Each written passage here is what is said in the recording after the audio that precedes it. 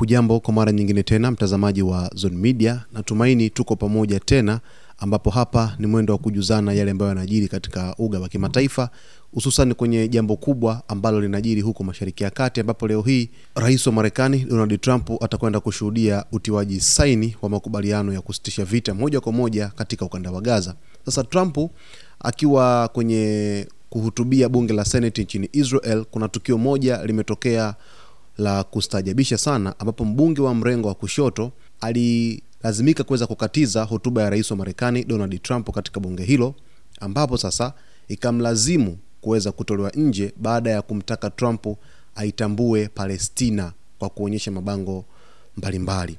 Taarifa inasema Rais wa Marekani Donald Trump alikatizwa kwa muda mfupi wakati akihutubia katika Seneti, bunge la Israel, baada ya baadhi ya wabunge kuibuka na mabango. Tukio hili liliibuka pale Ayman Odeh, mbunge wa mrengo wa kushoto, alipotoka mbele na kuikatalia hotuba ya Trump akipiga kelele kuhusu Gaza na Palestina. Ukosefu wa uwajibikaji katika bunge ni jambo lisilovumilika. Kumwabudu Netanyahu kwa sifa za ajabu hakumsaidii kuondoa dhambi za kikatili zilizotendwa Gaza au uwajibikaji kwa damu ya mamia ya maelfu ya waathirika wa Palestina na Israel.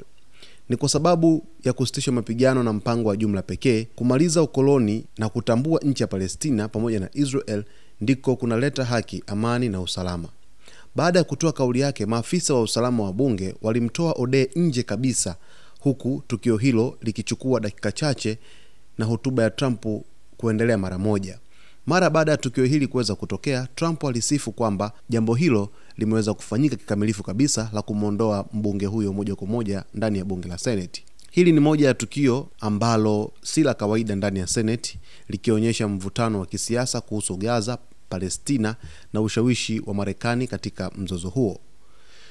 Ni tukio ambalo limeweza kustajabisha watu wengi baada ya mbunge huyo wa mrengo wa kushoto kuonyesha kutomheshimu Rais wa Marekani Donald Trump kwa kuamua kuleta vurugu katikati ya hotuba ya Trump, na mwisho wa siku basi akaweza kutolewa nje ya bunge. Bado hatua za moja kwa moja kwamba amechukuliwa hatua hazijaweza kuainishwa hapa, lakini mtazamaji, zitakapojiri basi nitakuwa tayari kukuletea hapa taarifa zote. Usisahau kusubscribe, kulike, kucomment pamoja na kushare.